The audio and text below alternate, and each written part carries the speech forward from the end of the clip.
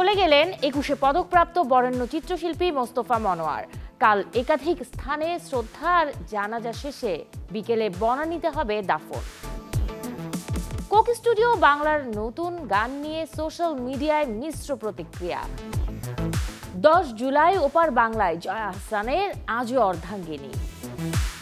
18 বছর পর একসাথে ফিরছেন সাইফ অক্ষয়। দর্শক সবাইকে আমন্ত্রণ, শুরু করছি Walker footwear presents showbiz and style 24 এর আয়োজন। দেশ বিদেশের বিনোদনের নানা খবর সাথে নিয়ে আছি আমি শাহরিন জেবিন। যার হাতে আঁকা ছবিতে রঙিন হয়ে ওঠে শৈশব, দেশের শিল্প সংস্কৃতি ও পাপের চর্চায় যে শিল্পীর অবদান অপরিসীম, সেই শিল্পী নিলেন আজ চিরবিদায়।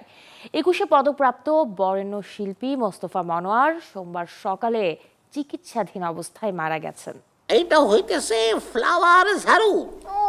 পারুল, বাউল ও ষাঁড় 90-র দশকের জনপ্রিয় পাপের চরিত্র। সে সময় শিশু কিশোরদের অতি প্রিয় এই চরিত্রগুলোর স্রষ্টা মোস্তফা মনোয়ার। ছোটদের ছবি দিক না কোনো ভুল থাকে না। খ্যাতনামা এই শিল্পী নির্মিত অনুষ্ঠান মনের কথা, যেখানে তিনি সবার প্রিয় শিল্পী ভাই। মোস্তফা মনোয়ারের সৃজনশীলতা ছড়িয়ে আছে বাংলাদেশের শিল্প, সংস্কৃতি ও শিশু কিশোর বিনোদনের নানান ক্ষেত্রে। জানের বাউল গান কেউ বোঝে না। পারুলের মতো কালজয়ী চরিত্র সৃষ্টির পাশাপাশি যুক্ত ছিলেন ইউনিসেফের জনপ্রিয় মিনা কার্টুনের সাথেও।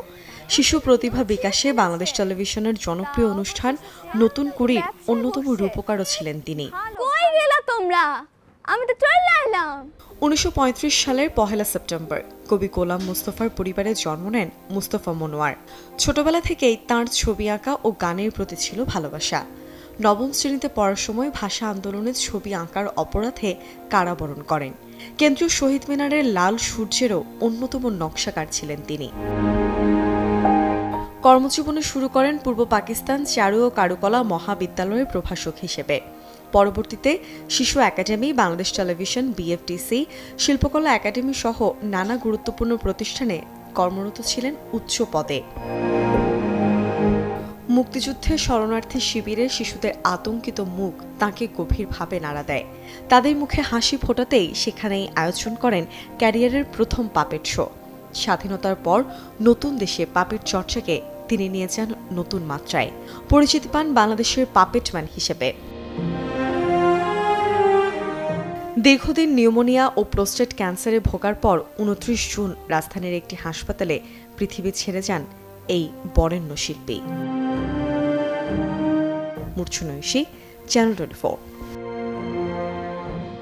প্রকাশ পেয়েছে কোক স্টুডিও বাংলার 4র্থ সিজনের নতুন গান মেঘ, যে গান ঘিরে নেট দুনিয়ায় চলছে আলোচনা সমালোচনা।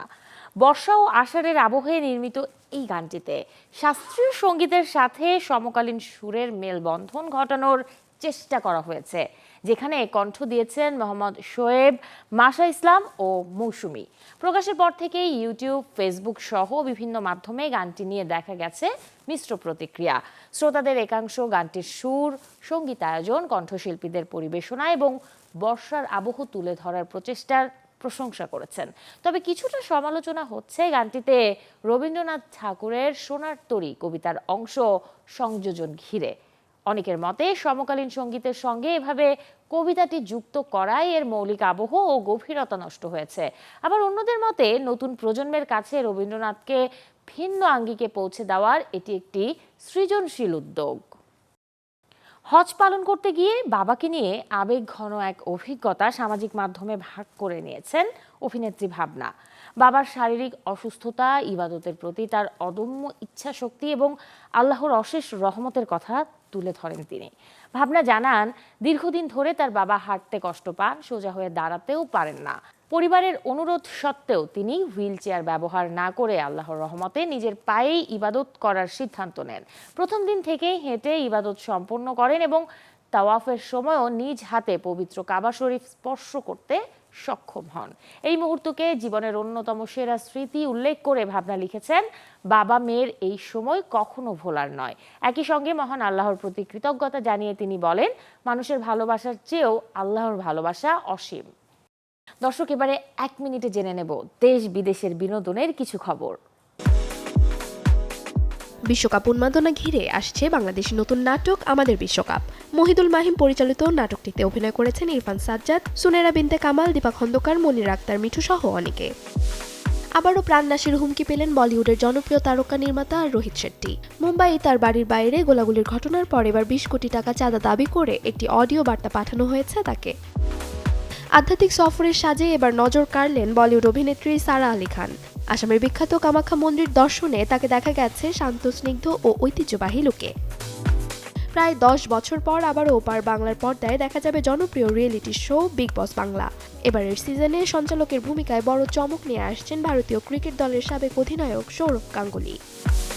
দীর্ঘ 13 বছরের প্রেমের সম্পর্কে রীতি টানলেন জনপ্রিয় মার্কিন সিরিজ ফ্রেন্ডস খ্যাত অভিনেত্রী কোর্টনি কক্স এবং স্নো প্যাট্রোল ব্যান্ডের মিউজিশিয়ান জনি ম্যাকডেইড। পিপল ম্যাগাজিনের এক প্রতিবেদন খবরটি নিশ্চিত করেছে। 3 বছর পর নিজের সিকল নিয়ে ফিরলেন অভিনেত্রী জয়া আহসান। কৌশিক গাঙ্গুলির পরিচালনায় যে ছবির শিরোনাম আজও অর্ধাঙ্গিনী। ওপার বাংলার প্রেক্ষাগৃহে এই ছবিটি মুক্তি পাবে আসছে 10 জুলাই। সম্পর্কের ভাঙ্গাগড়া, ভালোবাসার নীরব দ্বন্দ্ব আর নারীর আত্মপরিচয়ের অদম্য যাত্রা, এই 3 সুরেই বাঁধা কৌশিক গাঙ্গুলির নতুন অধ্যায়। অর্ধাঙ্গিনীর পরবর্তী গল্প আজও অর্ধাঙ্গিনী, যে ট্রেলারে আবারও জেগে উঠেছে এক অস্বাভাবিক কিন্তু মানবিক বন্ধনের আখ্যান, যেখানে অতীত আর বর্তমানের সীমারেখা মিলে যায় সহমর্মিতা, দায়িত্ব আর নীরব প্রতিরোধের গভীর আবর্তে। কৌশিক গাঙ্গুলি পরিচালিত 2023 সালের ছবি অর্ধাঙ্গিনী ইতিমধ্যেই দর্শকদের সামনে তুলে ধরেছিল এক ব্যতিক্রমী সম্পর্কের গল্প। সুমনের 2 স্ত্রী শুভ্রা ও মেঘনা, যারা এক ভয়াবহ দুর্ঘটনার পর জীবন মৃত্যুর সন্ধিক্ষণে দাঁড়িয়ে গড়ে তুলেছিল এক অপ্রত্যাশিত মানবিক বন্ধন। আর সেই সম্পর্কেরই নতুন অধ্যায় উন্মোচিত হয়েছে আজও অর্ধাঙ্গিনীর ট্রেলারে, যেখানে সম্পর্ক আরও জটিল, আবেগ আরও গভীর। ট্রেলারের ইঙ্গিত অনুযায়ী মেঘনা গর্ভে ধারণ করা সন্তানের পিতৃত্ব নিয়ে প্রশ্ন উঠলে সুমন তাকে বাড়ি থেকে বের করে দেয়, অথচ সেই ভাঙনের মুহূর্তে এগিয়ে আসেন শুভ্রা। নিজের অতীতের সব ক্ষত পাশে সরিয়ে রেখে মেঘনাকে আশ্রয় দেন, হয়ে ওঠেন তার ছায়া ও শক্তি। আসছে 10 জুলাই প্রেক্ষাগৃহে মুক্তি পাবে বহুল প্রতীক্ষিত সিনেমা আজও অর্ধাঙ্গিনী। Desk report, channel 24। দীর্ঘ 18 বছর পর বলিউডের পর্দায় আবারও একসাথে ফিরছেন অক্ষয় কুমার ও সাইফ আলী খান। প্রিয়দর্শন পরিচালিত যে ছবির নাম হাইওয়ান, প্রেক্ষাগৃহে এই ছবিটি আলোর মুখ দেখবে 11 সেপ্টেম্বর। কেভিএন প্রোডাকশনস ও থেসপিয়ান ফিল্মসের ব্যানারে নির্মিত এই সিনেমাটি ইতিমধ্যেই আলোচনার কেন্দ্রবিন্দুতে। প্রিয়দর্শনের হাত ধরে দীর্ঘদিন পর আবারও এক ফ্রেমে ফিরছেন অক্ষয় কুমার ও সাইফ আলী খান। অতীতে একসঙ্গে কাজ করে যারা দর্শকদের উপহার দিয়েছেন জনপ্রিয় একাধিক সিনেমাটিতে আরও গুরুত্বপূর্ণ চরিত্রে আছেন শ্রিয়া পিলগাঁওকর ও সায়ামি খের। যদিও গল্পের বিস্তারিত এখনো প্রকাশ করা হয়নি, তবে নির্মাতারা জানিয়েছেন এটি হবে একটি সাইকোলজিক্যাল থ্রিলার, যেখানে থাকবে অবসেশন, ধাওয়া পাল্টা ধাওয়া এবং টান টান উত্তেজনা। স্লো পয়জনের ভয়াবহ বাস্তবতা নিয়ে বলিউডের পর্দায় আসছে নতুন cinema the India story, slow poison in progress. Chetan ডিকের পরিচালনায় এই ছবিটির কেন্দ্রীয় চরিত্রে দেখা যাবে কাজল আগরওয়াল ও শ্রেয়াস তালপারকে। আসছে 24 জুলাই জি স্টুডিওজের ব্যানারে বিশ্বব্যাপী প্রেক্ষাগৃহে মুক্তি পাবে এই সিনেমাটি।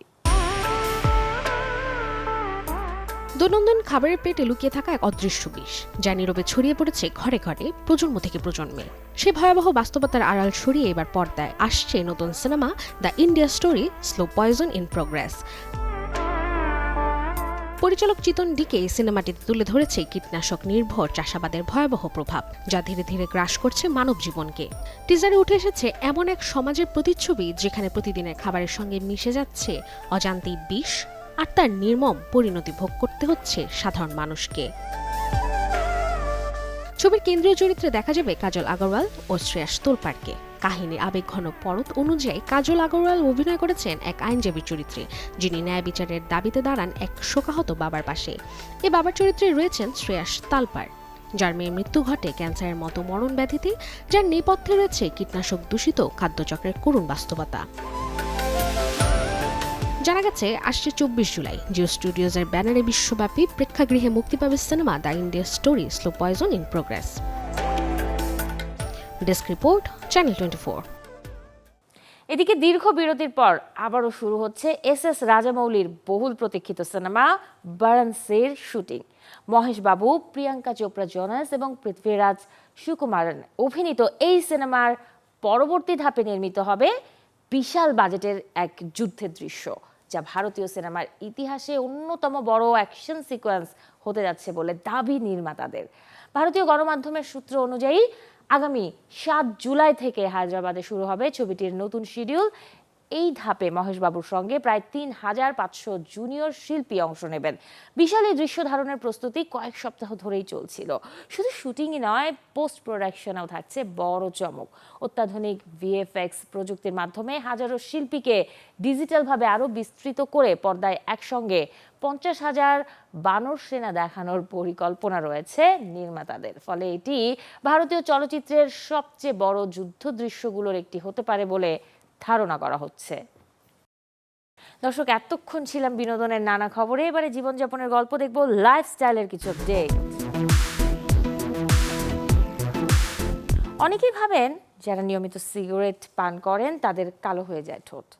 এই বদঅভ্যাস ছাড়াও আরও বেশ কিছু কারণে বদলে যায় ঠোঁটের রং। তবে জীবনযাপনের পরিবর্তন আনলে স্বাভাবিক হতে পারে তা, এমনটাই বলছেন ত্বক বিশেষজ্ঞ। ধূমপান, ক্ষতিকর ক্রিম ব্যবহার কিংবা অন্য কোনো বদঅভ্যাসে অনেক সময় পরিবর্তন হয় ঠোঁটের রং। এই নিয়ে অনেকেই থাকেন দুশ্চিন্তায়। খুব সাধারণ একটা অভ্যাসের কারণেও কালো হতে পারে ঠোঁট, তা হলো নিয়মিত জিভ দিয়ে ঠোঁট ভেজানো, এমনটা জানালেন চিকিৎসক। কারো কারো অভ্যাস থাকে জিহ্বা দিয়ে বারবার ঠোঁটটাকে ভেজানো। আমাদের যেই স্যালাইভা সেটার মধ্যে কিন্তু অনেক ধরনের অ্যাসিড এবং কেমিক্যাল থাকে, যেটা নাকি আমাদের খাবার হজম করতে সাহায্য করে। সেটা যদি আমাদের ঠোঁটে বারবার লাগানো হয়, সেক্ষেত্রে কিন্তু ঠোঁটটা কালো হয়ে যায়। শরীরে ভিটামিনের ঘাটতি হলেও পরিবর্তন হতে পারে ঠোঁটের রং। কঠিন কোনো রোগের কারণে কিংবা ভুল লিপস্টিক ব্যবহারেও ক্ষতি হতে পারে ঠোঁটের। নন ব্র্যান্ডেড বা অনেক পুরান লিপস্টিক ইউজ করলে তখন দেখা যায় ঠোঁটটা কালো হয়ে যায়। ট্রিটমেন্ট হিসেবে লেজার ট্রিটমেন্ট আছে, কেমিক্যাল পিলিং আছে, অনেকে কেমিক্যাল পিলিং করেন, হাইড্রোফেশিয়াল আছে, ঠোঁটের জন্য আলাদাভাবে হাইড্রোফেশিয়ালও আছে এবং লেজার ট্রিটমেন্টও আছে। সুন্দর আকর্ষণীয় ঠোঁটের রং হঠাৎ যদি পরিবর্তন হয়ে যায়, উচিত দ্রুত চিকিৎসকের শরণাপন্ন হওয়া। গাজী আনিস, চ্যানেল 24। আম, জাম, কাঁঠাল, লিচু, মৌসুমী নানা ফলে এখন বাজার সয়লাব। এসব ফল খেলে যেমন শরীরে বাড়ে রোগ প্রতিরোধ ক্ষমতা, তেমনি কিন্তু এই ফলের সঠিক ব্যবহারে রূপচর্চা করতে পারলে ত্বক ফিরে পাবে হারানো উজ্জ্বলতা, ধরে রাখতে পারবেন তারুণ্যতা। পাকা আমে থাকা বিটা ক্যারোটিন ও ভিটামিন এ ত্বকের কোষের পুনর্গঠন ত্বরান্বিত করে এবং ত্বকে তারুণ্য ধরে রাখতে সাহায্য করে। পাকা আমের পেস্টের সাথে সামান্য মধু মিশিয়ে মুখে লাগান, এটি ত্বকের বলিরেখা দূর করে ত্বক রাখে মসৃণ। পেঁপেতে থাকা পাপাইন নামক প্রাকৃতিক এনজাইম মৃত কোষ দূর করে ত্বকের উজ্জ্বলতা ফিরিয়ে আনে। পেঁপের পাল্প বা শাঁস সরাসরি মুখে ম্যাসাজ করুন, এটি প্রাকৃতিক স্ক্রাবার হিসেবে কাজ করে এবং ত্বকের পোড়াভাব দূর করতে সাহায্য করে। 1 চামচ লেবুর রস এবং 1 চামচ আলুর রসের সাথে 1 চামচ চালের গুঁড়ো মিশিয়ে হাতের কনুইয়ের কালো দাগের উপর ঘষলে কালো দাগ দূর হয়ে যাবে। 1 চামচ কমলার রসের সাথে 1 চামচ গুঁড়ো দুধ ও আলুর রস এবং পরিমাণ মতো চালের গুঁড়ো মিশিয়ে পেস্ট তৈরি করে নিন। পেস্টটি ত্বকে 10 মিনিট লাগিয়ে ধুয়ে ফেলুন, এটি তৈলাক্ত ত্বকের জন্য ভালো। কমলার ভিটামিন সি ত্বকের দাগছোপ দূর করতে সাহায্য করে। ত্বকের যত্নে যখনই কোনো প্যাক ব্যবহার করা হোক না কেন, অবশ্যই প্যাক তুলে ময়েশ্চারাইজার লাগাতে হবে। ফল খাওয়া এবং রূপচর্চার ব্যবহার দুটোই যদি একসাথে করা যায় তবে সবথেকে বেশি ভালো। কিন্তু কোনো ফল বা এর রস সরাসরি ত্বকে ব্যবহার না করার পরামর্শ দেন রূপ বিশেষজ্ঞরা, কেননা ফলের অ্যাসিড ত্বক পুড়িয়ে দিতে পারে। তাই ফল কিংবা এর রসের সাথে অন্য কিছু মিশিয়ে রূপচর্চায় ব্যবহার করতে হবে। Desk report, channel 24।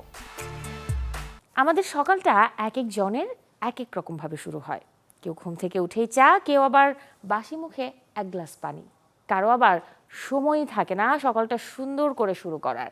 সারাদিন ফুরফুরে মেজাজে কাটাতে চাইলে সকালে 2টি লবঙ্গ হতে পারে ম্যাজিক। খালি পেটে লবঙ্গ চিবিয়ে খেলে সারাদিনের প্রয়োজনীয় protein, iron, carbohydrate, calcium, phosphorus, potassium ও সোডিয়াম শরীরে লোড হয়। আর যারা এই সময়ে সর্দি, সাইনোসাইটিসে ভুগছেন তাদের ক্ষেত্রে লবঙ্গ তেলের সুগন্ধ ম্যাজিকের মতো কাজ করবে। বদহজম, বমি ভাব ও গ্যাস্ট্রিকের সমস্যাও কেটে যাবে নিয়মিত সকালে লবঙ্গ খেলে। বাংলাদেশের বাজারে আনুষ্ঠানিকভাবে যাত্রা শুরু করলো শিল্প প্রতিষ্ঠান সুপারস্টার ইন্ডাস্ট্রিয়াল কেবলস। দেশের অভ্যন্তরীণ অবকাঠামোগত উন্নয়ন ও বিদ্যুতের চাহিদা পূরণের মাইলফলক গড়তেই বাজারে এসেছে এই ইন্ডাস্ট্রিয়াল কেবলস। ঢাকার একটি 5 তারকা হোটেলে আয়োজিত এক অনুষ্ঠানের মাধ্যমে নতুন এই পণ্যের বাজারজাতকরণের ঘোষণা দেওয়া হয়। অনুষ্ঠানে প্রধান অতিথি হিসেবে উপস্থিত ছিলেন সুপারস্টার গ্রুপের চেয়ারম্যান মোহাম্মদ জালাল উদ্দিন আহমেদ, ব্যবস্থাপনা পরিচালক মোহাম্মদ হারুনুর রশিদ সহ সুপারস্টার কেবলসের ঊর্ধ্বতন কর্মকর্তা এবং বিভিন্ন বিভাগের প্রধান। দেশীয় বাজারে দীর্ঘদিন ধরে গুণগত মানসম্পন্ন পণ্য উৎপাদনে যে সুনাম অর্জন করেছে সুপারস্টার কেবলস, সেই ধারাবাহিকতায় এবার যুক্ত হলো তাদের নতুন পণ্য ইন্ডাস্ট্রিয়াল কেবল। কাঁটা দিয়ে কাঁটা তোলা, প্রবাদ বাক্যের এই কনসেপ্টে এবারে দূর হবে ডেঙ্গু। গুগলের ল্যাবে জন্ম নিয়েছে নতুন 6,40,00,000 মশা, যেগুলো উন্মুক্ত করতে ল্যাবের দরজা খুলে দিয়েছেন বিজ্ঞানীরা। কারণ এই মশারাই যে কাজ করবে এডিস মশার জন্ম নিয়ন্ত্রণে। মশা পৃথিবীর সবচেয়ে প্রাণঘাতী প্রাণীগুলোর একটি। ডেঙ্গু, জিকা, চিকুনগুনিয়ায় আক্রান্ত হয়ে প্রতি বছর লাখো মানুষ মারা যায়। তাই মশা দেখলেই প্রথম কাজ মেরে ফেলা। কিন্তু টেক জায়ান্ট গুগল বলছে উল্টো গল্প। মশা দমনে কোটি কোটি নতুন মশা ছাড়ার প্ল্যান করেছে গুগলের মূল প্রতিষ্ঠান অ্যালফাবেট। ডিবাগ নামের এই প্রকল্পে আমেরিকার ক্যালিফোর্নিয়া ও ফ্লোরিডায় প্রায় 6,40,00,000 গুড বাগস বা ভালো মশা ছাড়া হবে। এর পেছনে উদ্দেশ্য ডেঙ্গু ছড়ানো এডিস মশার সংখ্যা কমিয়ে আনা। এই জন্য গবেষণাগারে কোটি কোটি পুরুষ মশা বড় করা হচ্ছে, আর তাদের শরীরে দেয়া হচ্ছে ওলবাকিয়া নামের এক ধরনের ব্যাকটেরিয়া, যাতে বংশবিস্তার ক্ষমতা নষ্ট হয়ে যায়। এরপর বুনো স্ত্রী মশার সঙ্গে মিলিত হলেও ডিম থেকে আর নতুন মশা জন্মাবে না। বিজ্ঞানীরা বলছেন এতে করে ওই এলাকার রোগবাহী মশার সংখ্যা নাটকীয়ভাবে কমে যাবে। আর সবচেয়ে মজার ব্যাপার হলো, যেসব মশা ছাড়া হবে তারা মানুষকে কামড়াবে না, কারণ পুরুষ মশা রক্ত খায় না, রোগও ছড়ায় না। গুগলের এই প্ল্যানে মশা বাড়বে ঠিকই, কিন্তু রোগ ছড়ানো মশা আর কামড়াবে না। শরীফুল হক, চ্যানেল 24। দর্শক, এই ছিল আজকের ওয়াকার ফুটার প্রেজেন্টস শোবিজ অ্যান্ড স্টাইল 24 এর আয়োজনে। বিনোদন ও লাইফস্টাইলের সব খবর জানতে ভিজিট করুন আমাদের ফেসবুক পেজ এবং ইউটিউব চ্যানেলে। কাল ঠিক একই সময়ে আবারও দেখা হবে। সেই পর্যন্ত সবাই ভালো থাকুন, আর দর্শক অবশ্যই চ্যানেল 24 এর সাথেই থাকুন।